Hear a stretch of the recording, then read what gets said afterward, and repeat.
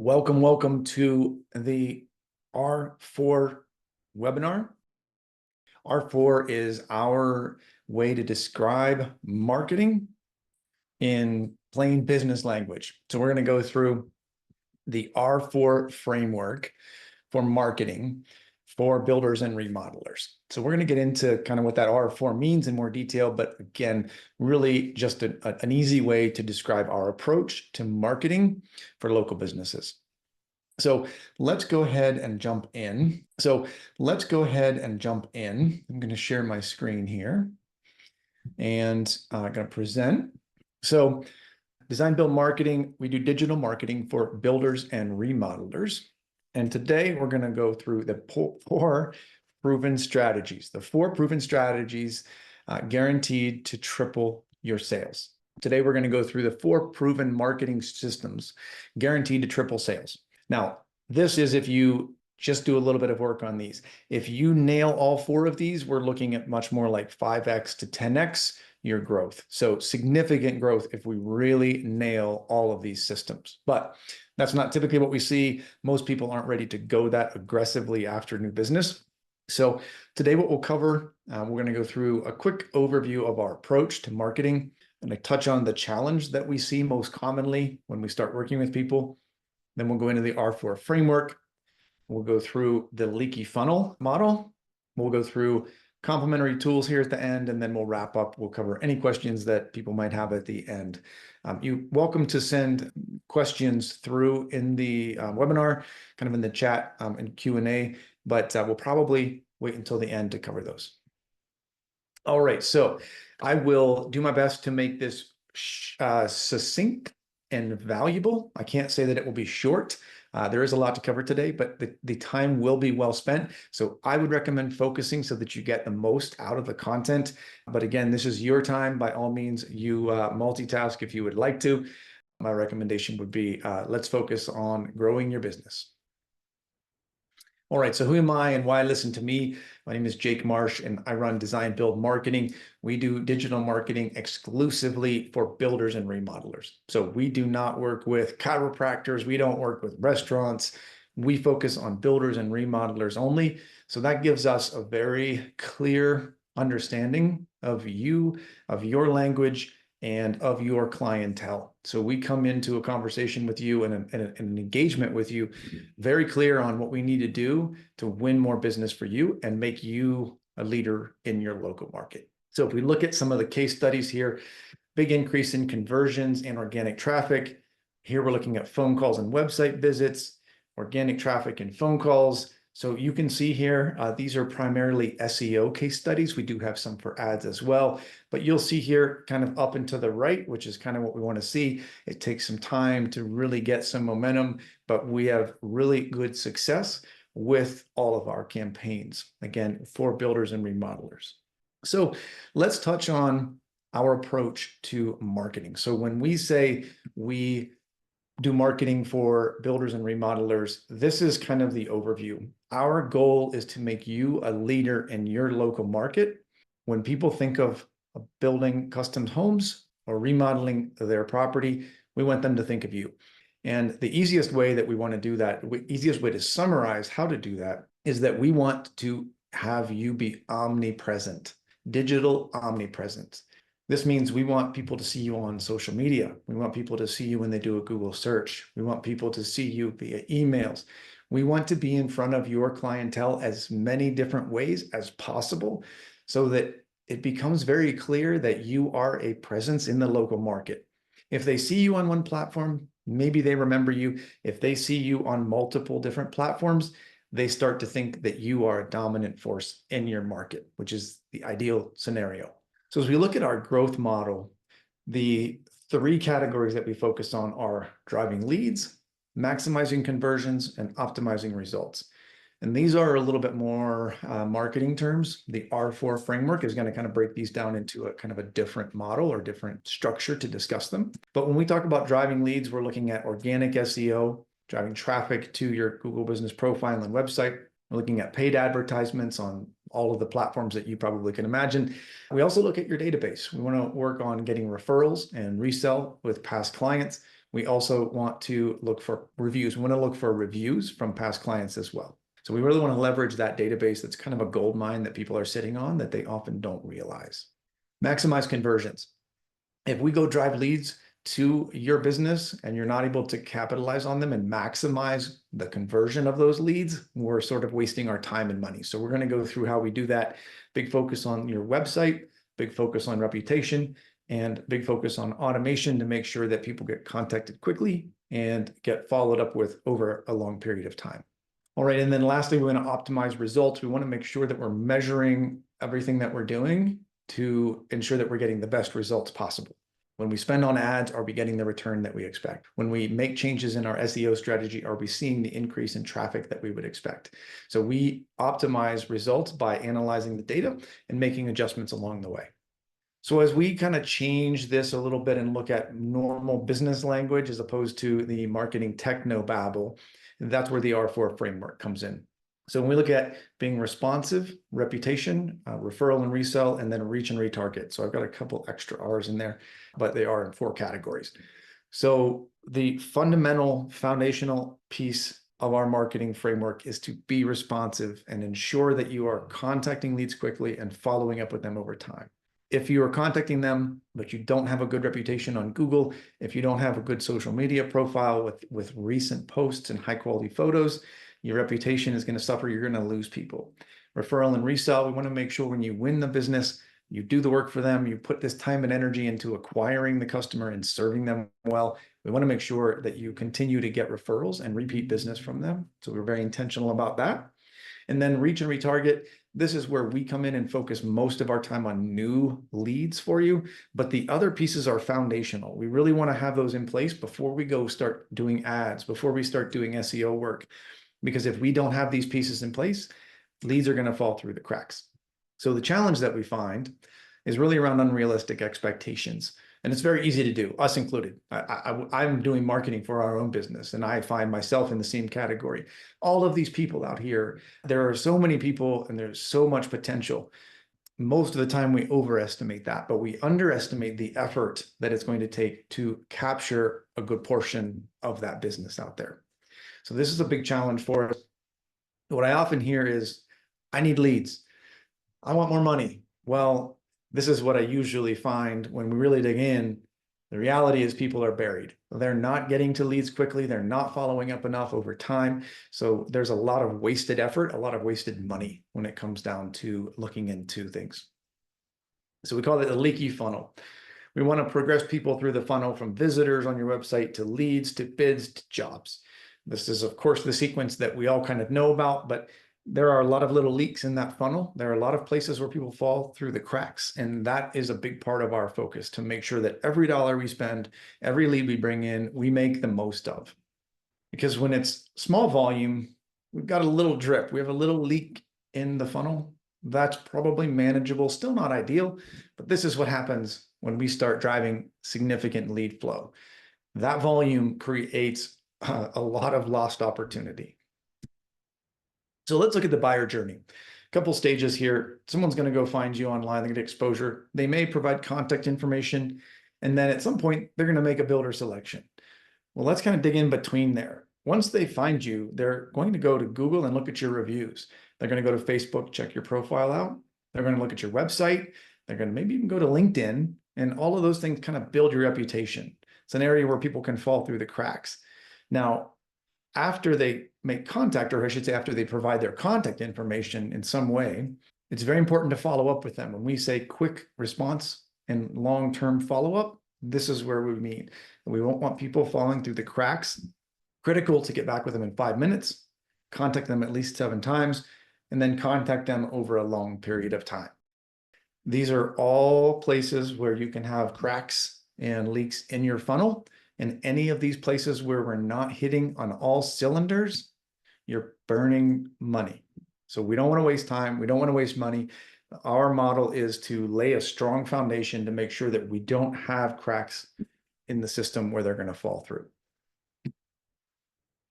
So let's dig into the first R. The first R we're looking at today is responsive. So we want to be responsive. to clients when they submit their contact information. This could be making a phone call. This could be reaching out through your chat widget on your website, contact us form, any of those ways that they contact you. It's important to be responsive. We want to make sure we have systems in place that make contact quickly and that follow up over a long period of time, like we just talked about, to make sure things don't fall through the cracks. I'm not going to make you read all of this, but the critical piece is there is a short game and a long game. The short game is quick contact and making enough attempts to contact people. The long game is following up over a long period of time, and we'll talk about why that's critical as well. The short game is really focused on making quick contact. So if we look at this chart, the graph is showing the number of leads that you can make contact with. The bottom is number of minutes in terms of the delay before you make the attempt to contact somebody. So you can see that if you make contact or try to make contact within 5 minutes, that is a dramatic increase in your ability to convert them into a conversation. You are much, much, much more likely to make contact if you reach out within 5 minutes of them submitting their information. We can make contact if we're reaching out within 10 minutes, we can usually still make contact with some of them, but boy, that quickly goes down over time. Over here on the right, we have the 5-minute rule. If you compare a 5-minute time frame to a 30-minute time frame, you are 100 times more likely to contact them within the first 5 minutes. Just from 5 minutes to 30 minutes. It's a significant difference. So the speed of response cannot be underestimated. This is a significant opportunity or leak in your funnel, one of the two. It's either an opportunity to make contact faster than your competitors, or it's a place where you're going to lose people from not making contact quickly. So then we have the number of contact attempts. And how many times do you reach them? If you can't make contact, if you wait 30 minutes and you can't make contact, how many more times are you going to reach out? 7 is kind of the number that we see. It's really 5 to 10, somewhere in that range. Every industry is a little bit different, but the point is it takes multiple attempts. We find number 7 to be a magic number. Most people are only making 2. That's a phone call, that's a text message. How many times are you following up with your leads? Usually what we find is someone responds with a phone call or text message and then kind of forget about that lead. They don't really get back to them because there aren't systems in place. So this is where having a CRM and these automations in place is critical, because it ensures that we are making multiple contacts quickly. Okay, so then looking at the long game, the following up over a long period of time. The reason this is important is because the addressable market of people who are in the market right now and ready to engage and make a decision is a very, very small number, 5% of people. Only 5% of people are ready now. So when people come to your website, even if they submit contact information, they may not be quite ready. So this is the speed, right? This is the short game. We want to focus on capturing these now. And that's why we focus on getting back to them quickly and making the right number of attempts, at least 7 attempts to get in touch with them. The opportunity, though, is over the long term. We have 37% who will be ready later. So we now are at 42% of the market. If we only focus on people who are ready now, we are missing out on a significant portion of the addressable market. If we follow up for 6 months, 1 year, 2 years, now we have the opportunity to capture some of this business that isn't ready right away, but is going to be out there, maybe reading your emails, your newsletter is going to be coming back to check on your website. We need to stay in front of them to make sure we're capturing as much of that business as possible. So best practices when it comes to the R1, which is responsive, we really want to make sure that we use systems to maximize your investment. We want automated systems. We want to make contact quickly. We want to contact frequently, at least 7 times over 1 to 2 weeks, a variety of different channels, SMS, phone calls, emails. And then we want to contact over time. We want to make sure that we're staying in front of them over the long term. All right, so that wraps up on the responsive R. Moving now to R2. R2 is going to be reputation. So when we talk about reputation, we're talking about reviews, which is what most people kind of think of. There's more to it, and we're going to get into that here in a minute. But reputation is going to be your reputation in the marketplace. When people think about your business, what are they thinking about? So we want to protect and enhance your reputation. A limiting factor, lack of a strong reputation will stop potential customers in their tracks. There are several places this can happen, and we'll go into them. We touched on them a little bit in the buyer journey, but it's critical to make sure they're not losing faith in your business from any of these different places they're going to be checking on your reputation. So one of the critical reasons this is important today, even more so than it was in the past, we've had reviews for a long time. Those are a big part of it. But if you look at the volume today, 57% of the search clicks go to the Google Guaranteed, which is Google Local Service, and the Map Pack. 57%, over half, go to these businesses. It traditionally has been the list of websites that have been down the page, right? 1 to 10, we went down. Now we have, for local businesses, we have these map sections within the search results, which makes sense because we're all based on, local businesses are all based on geography. And they don't want to give, Google doesn't want to give me a business in Chicago if I'm in Denver. So clearly there's a reason why the locale is important. The one thing that is common here across all of these listings is reviews. Reviews are very prominent. They're displayed on the search results. So now more than ever, it's important to make sure that we have the right number of reviews and a good quality star rating, or people aren't going to click there. This is the majority of traffic today, so it's important that we optimize to make sure we're capturing as much of it as possible. And people can now even search by star rating. So I want 4 stars and above, or 4.5 and above. So the consumers now have a lot of control and choice over how they interact and how they find and how they search for businesses. So review decisions. People are making decisions based on reviews. And this is kind of common knowledge, but it's important to understand the significance, or I should say the number of people. 91% choose based on online reviews. This is becoming more critical than even personal referrals. So if you don't have a strong online presence and review rating, that is going to cause a significant impact to your business. So review expectations. When consumers think about what they want from a business, 96% are looking for negative reviews, believe it or not. Five stars exactly is not actually your sweet spot. Your sweet spot is that 4.6 to 4.9. If you have too many 5-star reviews, it actually creates a little bit of doubt because people kind of wonder if those are manufactured, if they're not real reviews. So people are looking for negative. It also helps them understand kind of the severity of things that have gone wrong. If you ruin someone's house because you didn't put a roof on correctly, or you created fire by, a fire on the property by not doing the electrical correctly, those are significant problems. If you just had an issue with invoicing and you corrected it and you responded in the comments, that of course is much less of a concern. So people want to see what type of issues come up because they expect issues to happen. So they are looking for the negative, but they want to know how important they are, how critical, how impactful they are.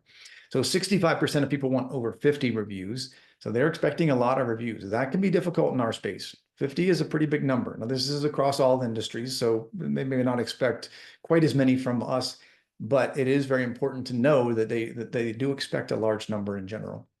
43% out of that 65 actually expect more than 100. So again, very important to make sure we have a program in place to capture as many reviews as possible. And what we find is most people don't have a process for this.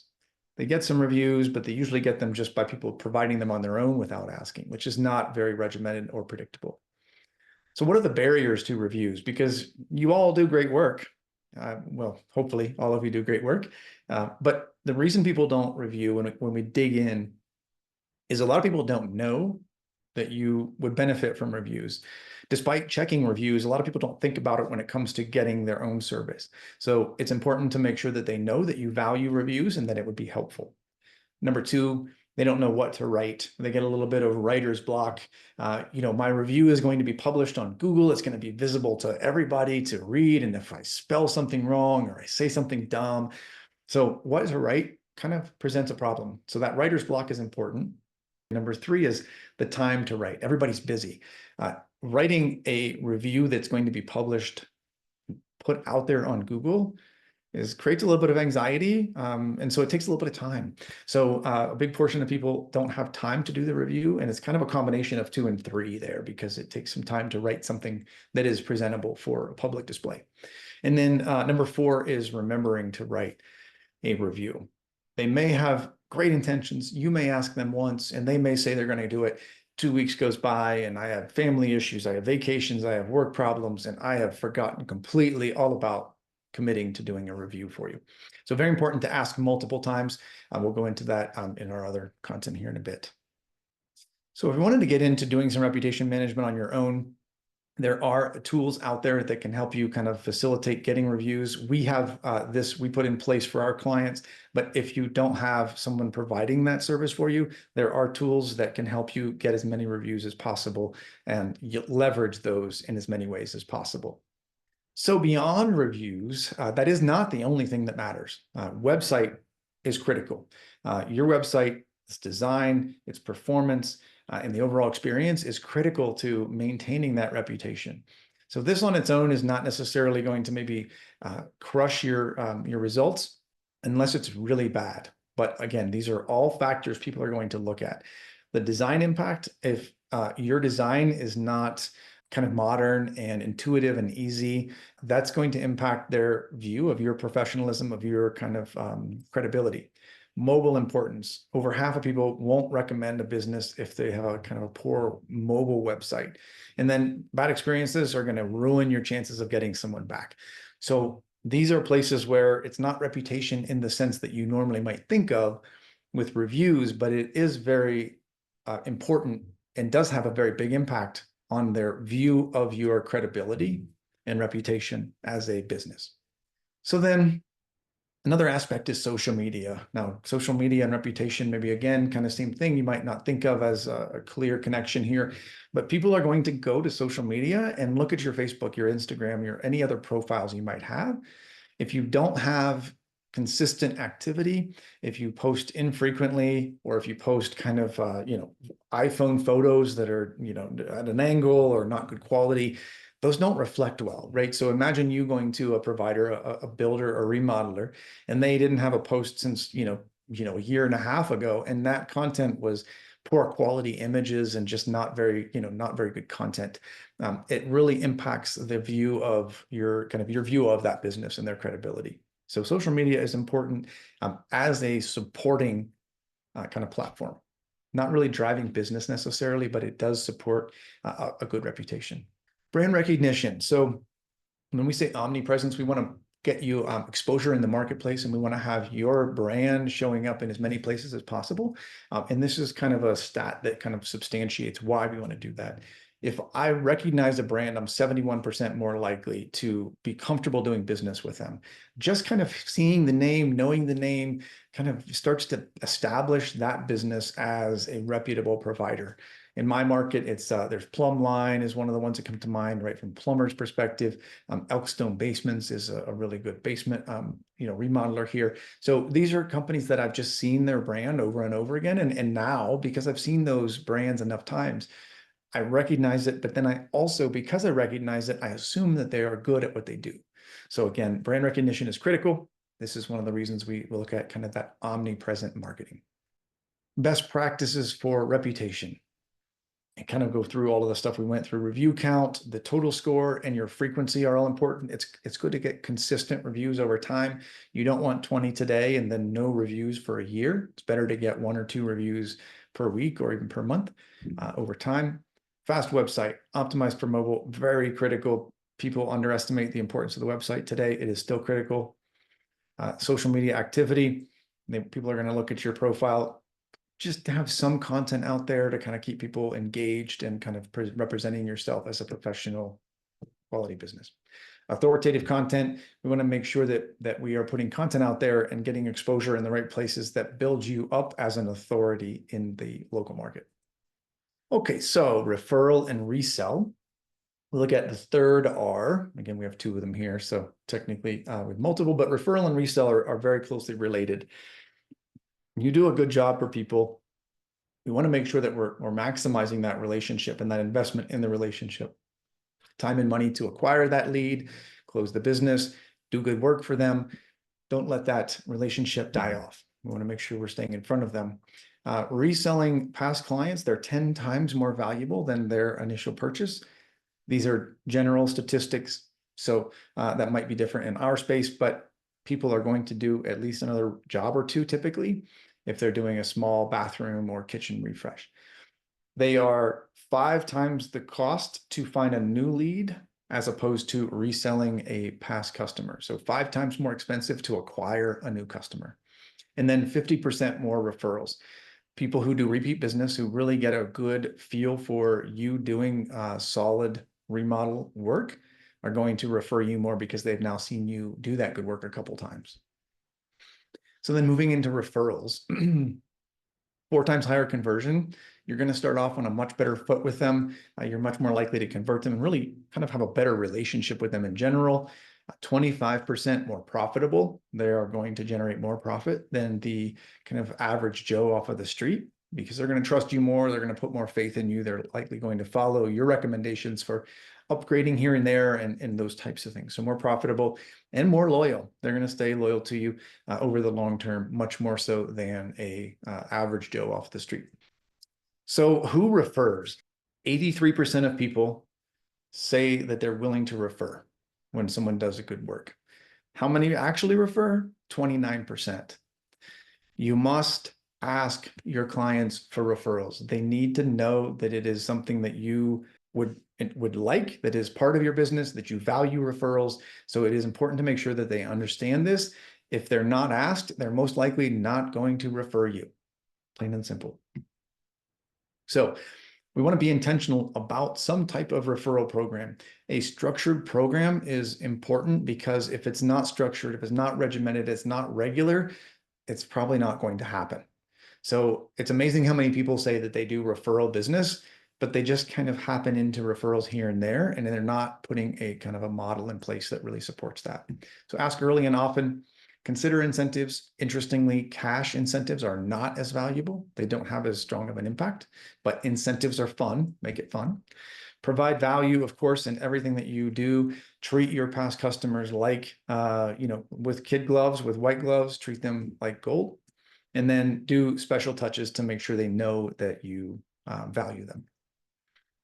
So we're moving now into finding new leads, right? Net new people who aren't familiar with your business. This is where most people come to us to start. And then we kind of have to reel back and start with some of those foundational pieces first. But now moving into reach and retarget, we're going to find new people to put in front of you every day.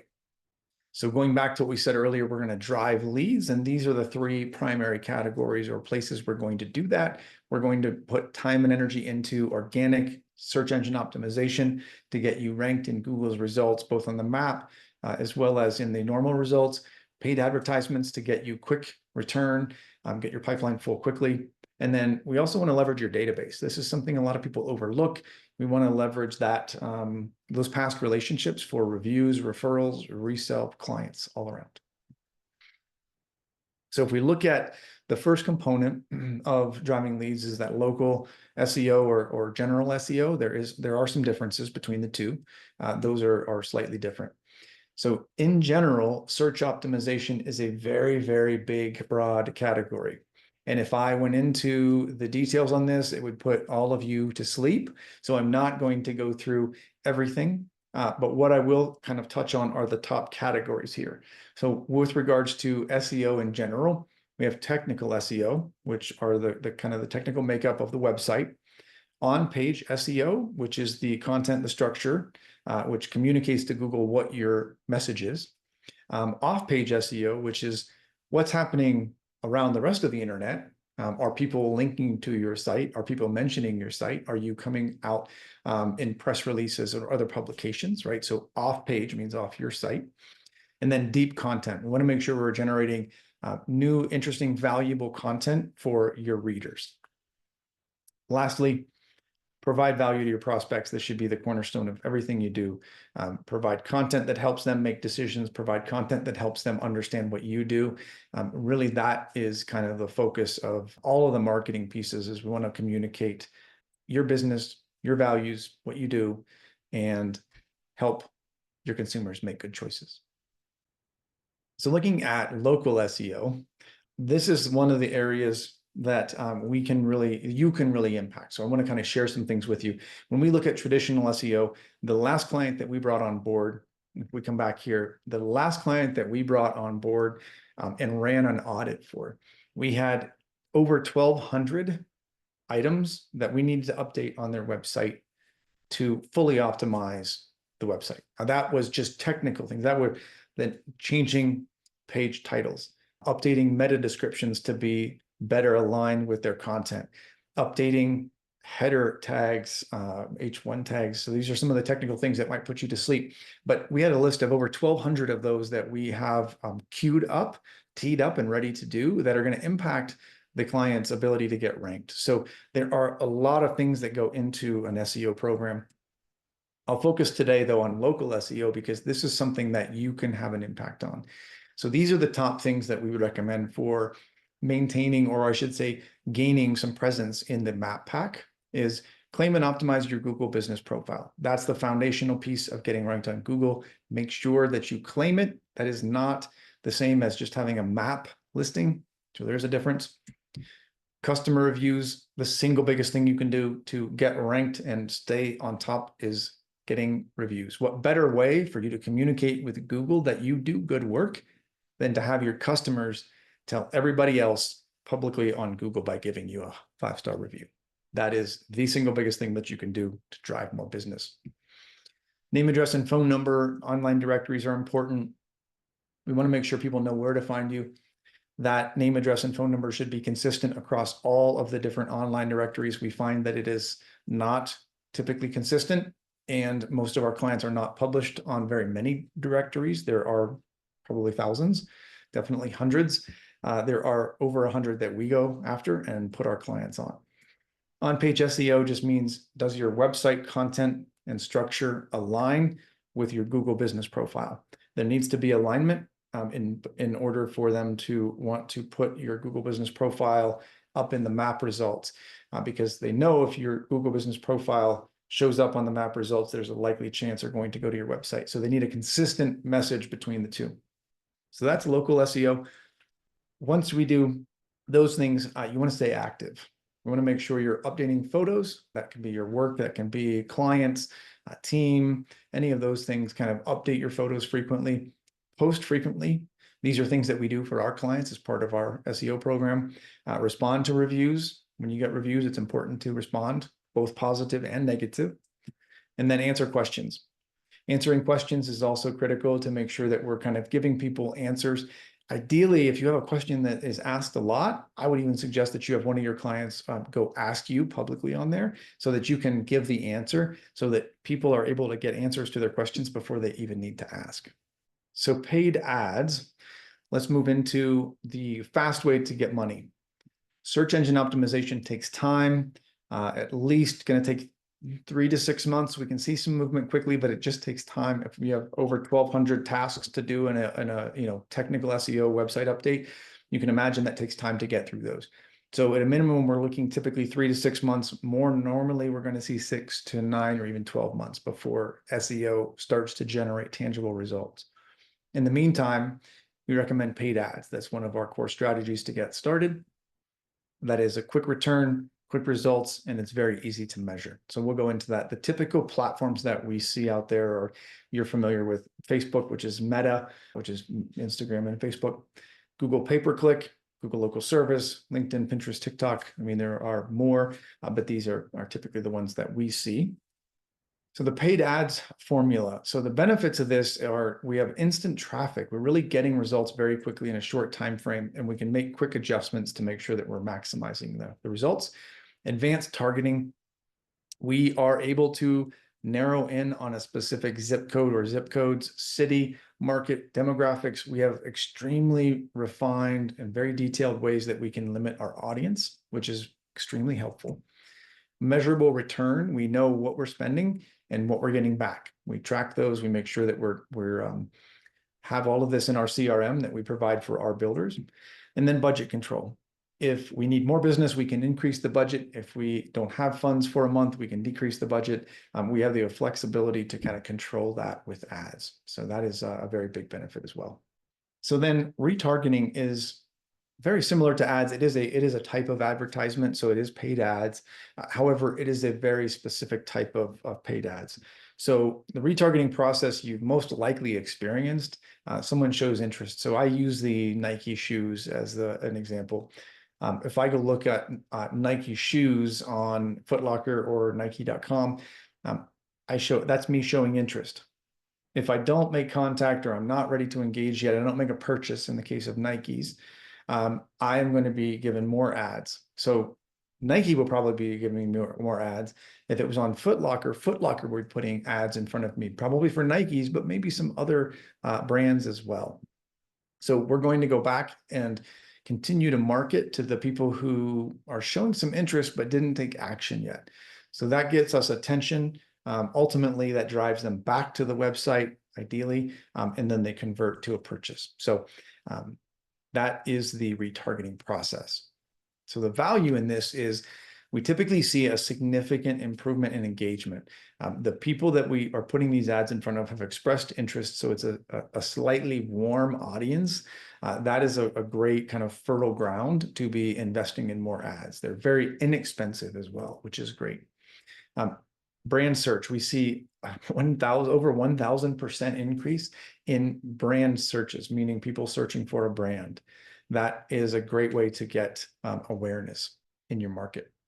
Click-through rate also goes up 10 times higher click-through rate, meaning they've already seen you, they see you a couple more times, they're more likely to click and take action now.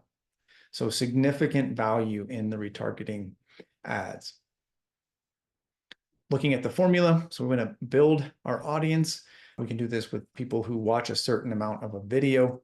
They can click onto an ad, they can comment on your posts. Any of these things are ways that they are engaging and showing interest. Once they do that, ideally, we know what kind of engagement they had. If they watched a video on a kitchen remodel, that probably means they're interested in a kitchen remodel. So we can tailor our content to make sure that it's personalized and specific to what they are interested in. Cross-platform, so we are able to find someone watching a video on YouTube or Google and then start advertising on Facebook or vice versa. So we want to kind of get that well-rounded, again, omnipresence kind of thing going. That is the way we do that with cross-platform advertising. And then long-term, we want to stay in front of them until they convert. Ideally, we'll find out yes or no one way or the other. All right, so best practices when it comes to reach and retarget. When we look at this, the typical things we want to consider are a comprehensive strategy. We want to get in front of as many people in as many different ways as possible. We want to do organic search, which is great for long-term ROI, paid reach, which is paid advertisement, and retargeting reach, which is getting back in front of those customers. So the roadmap that we usually see that we're currently getting the best results from are to go back to past customers, I should say past leads. So this would be your database. We call it a dead lead revival. We go back to past leads that didn't convert, try and prompt them to re-engage. You'd be surprised how many of them didn't move forward or did move forward with somebody else and didn't have a good experience. We want to put a referral program in place. We want to put a review campaign in place. So these are all things that leverage your past kind of established database. So these are kind of free markets, so to speak. You're not paying to get new customers. And then the two ad platforms we're currently seeing work best are the Meta platform and then Google Local Service. Kind of opposite types of leads. So it's a nice diverse kind of view of how to do paid ads. And then lastly, SEO kickoff, we get SEO going. So this is kind of our typical roadmap when a client comes on board. Now, there are some changes in this, of course, depending on the client, but in general, this is the way that we are seeing the best results today.